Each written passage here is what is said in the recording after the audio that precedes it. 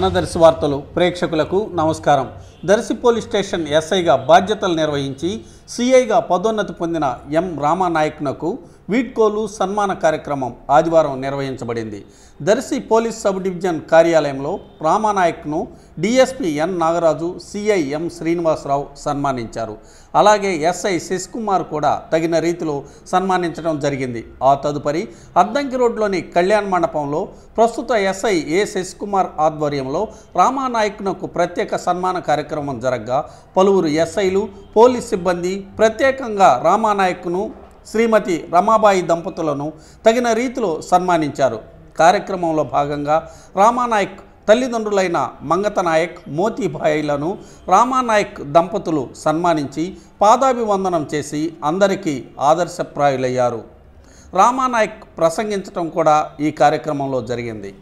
ఎవరు ఛార్జ్ ఇచ్చేటప్పుడు లేకపోతే తీసుకునేటప్పుడు ఇచ్చి వెళ్ళే అధికారి అతనికి మంచి పోస్టింగ్ పడితే హ్యాపీగా ఫీల్ అవుతాడు.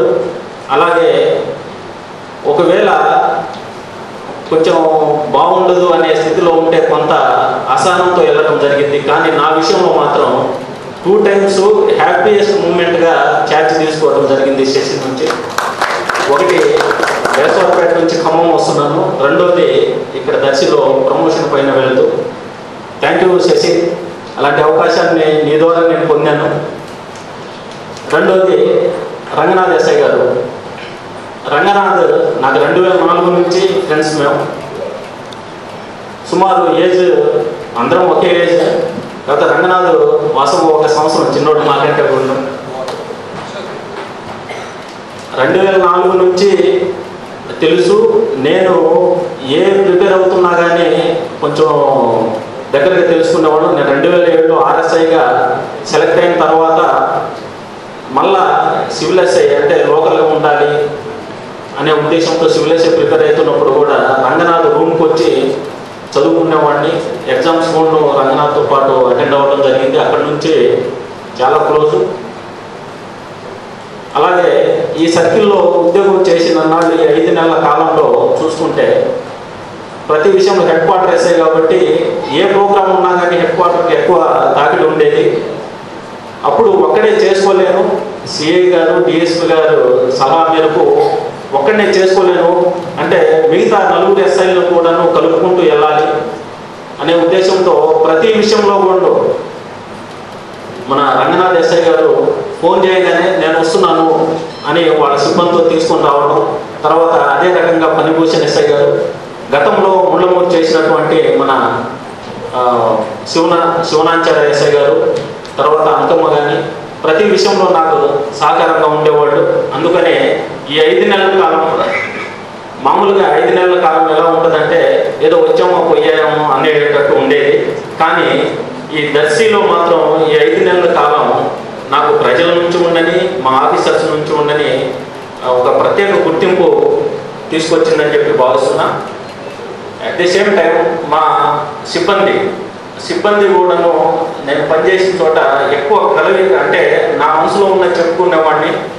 వాళ్ళు అంటే మనకు ఆప్యాయంగా ఉన్నారు కదా ఎస్ఐ గారు అని చెప్పి ఏం చెప్పినా కానీ చేస్తూ ఉంటారు. ప్రతి బందోబస్తులో కూడాను మా స్టేషన్ వాళ్ళని ఎక్కువ కష్టపెట్టేవాళ్ళను. ఎందుకంటే బయట స్టేషన్ నుంచి వచ్చేవాళ్ళంటే టైం టు టైం చేసి వెళ్తారే, మనమైతేనే మనకు మన స్టేషను మన మండలం కాబట్టి ఏ రిమార్క్ వచ్చినా మనకు వస్తుందనే ఉద్దేశంతో ఉన్న మెన్నుగోడును డబుల్ ఉద్యోగం పడినా కానీ ఇసుకోకుండా బాగా సహకరించేవాళ్ళు. ఈ 5 నెలల కాలంలో ఈ పేరు రావడానికి మా సిబ్బంది మేము అందరం చేసుకున్నటువంటి పన్నెండులా అని చెప్పి నేను భావిస్తున్నా. ఇంకా ఈ సందర్భంగా మామూలుగా అయితే బదిలీపై అయితే పెద్ద విషయం కాదు, కాకపోతే ప్రమోషన్ పైన వెళ్తున్నాం కాబట్టి మా మిత్రుడు శశికుమార్ ఇట్లా మేము చిన్న ఫంక్షన్ అరేంజ్ చేస్తున్నామంటే వాస్తవంగా ఒప్పుకోవడం జరిగింది. అంటే కొంత రిపోర్ట్ కూడా చేశాను మొన్నే, అక్కడే ఉండిపోవాల్సింది. ఇంకా మిత్రుడు అరేంజ్ చేశాడు కదా అని చెప్పి రావడం జరిగింది. ఇంకొక రకంగా ఈ రకంగా మీ అందరినీ మళ్ళా దగ్గరగా చూడాలనే ఉద్దేశము. రెండోది ఈరోజే కోడ్ రావడం, భారీ ఎత్తున అరేంజ్ చేశారు. వాస్తవంగా కోడ్ రావడం వల్ల డిఎస్పీ గారు కానీ సిఐ గారు కానీ ఆ విధుల్లో బిజీగా ఉంటూ ఆఫీస్లోనే జస్ట్ సన్మానించి పంపించారు. Thank you very much. తర్వాత ఇంకా నా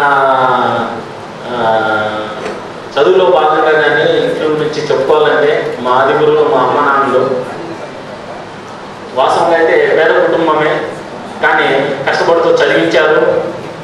ఆ చదివించే మార్గంలో నేను ఎక్కడ ఊను ఇదవ్వకుండా చిన్నప్పటి నుంచి దాని దగ్గర నుంచి ఉద్యోగం దాకా మొత్తం హాస్టల్ లైఫ్ నాది. అంటే మా ఊరు అదే విధంగా ఉండేది, స్కూల్ ఉండేది కాదు, చిన్న తండ మా చిన్నమండలంలో. వాళ్ళు కష్టపడుతూ చదివించారు కాబట్టి అదే రకంగా చదువుకొని చిన్న ఒక్కొక్కటి ఇది 3వ ఉద్యోగం నాకు. నేను నిబద్ధతగా చేసుకునే మార్గంలోనే నాకు ఈ అవకాశం కలిసి వస్తూ ఉండేది.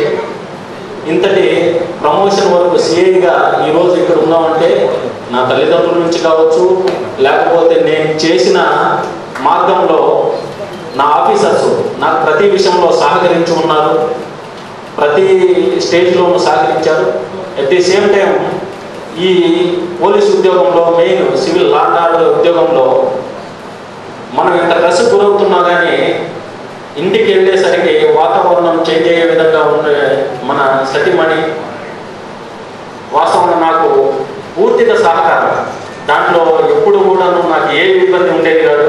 చిన్న రిమార్క్స్ ఉన్నా కానీ ఇంటికి వెళ్ళగానే ఆమె ఆప్యాయతగా పలకరించడం, లేకపోతే ఆ రకంగా ఉండటం వల్ల ఇక్కడ మనస్ఫూర్తిగా పూర్తి బాధ్యతగా ఉద్యోగం చేసే విధంగా వాతావరణం ఉండేది. వాళ్ళందరికీ ప్రత్యేకంగా కృతజ్ఞతలు మరియు రుణపడి ఉంటాను. నాకు 30 మంది దాకా మీడియా మిత్రులు ఉన్నా కానీ ఏ రోజు కూడా నాకు విసిగించే విధంగా ఎప్పుడూ ఉండేది కాదు. ప్రతి విషయంలోనూ నాకు సహకారంగా ఉండేవాడు. దానికి ప్రత్యేక ధన్యవాదాలు తెలుపుతున్నా. నేటి ఈ ప్రోగ్రాంకి ఇచ్చేసిన మిత్రులందరికీ ప్రత్యేక ధన్యవాదాలు తెలుపుతూ ఈ కార్యక్రమం ఇంత ఘనంగా అరేంజ్ చేసినటువంటి మా మిత్రుడు శశికుమార్ గారికి మరియు దర్శి పోలీస్ సిబ్బంది అందరికీ కూడాను ప్రత్యేక ధన్యవాదాలు తెలుపుతూ ముగిస్తున్నాను. Thank you very much. అంకమనం అలాగే ఏలిషా సబ్ ఇన్స్పెక్టర్స్ మరి తప్పు లేదు అది కనుక మంచిది. శశికుమార్ గారు ఆత్మనిష్ట ఆత్మానుభవత స్నేహ సౌభ్రతే ఉద్యోగ నిత్యక్షత పోలీస్. అలాగే మరి అందరూ కూడా అక్కం గారు, ఏలిషా గారు,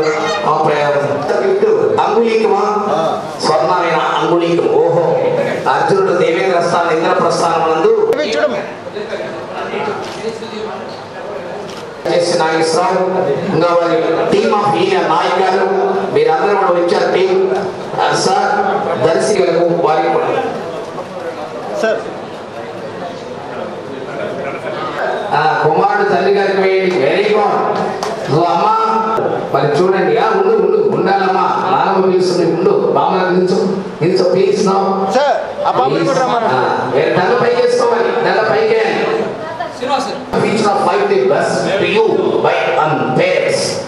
దయచేసి అమ్మా నీవు కూడా అమ్మగారు మీ అత్తగారికి వెరీ గుడ్ కంగ్రాట్స్. తల్లికి తండ్రికి అంతకు మించిన దైవం ఏముందయ్యా కనుక దయచేసి కొడుకు అది కరెక్ట్. మాతృ పితృధర్మశత మరి వారి ఆశ్రమ్యం దర్శనాపురి క్షీరదర్శనాపురి సుదర్శనాపురి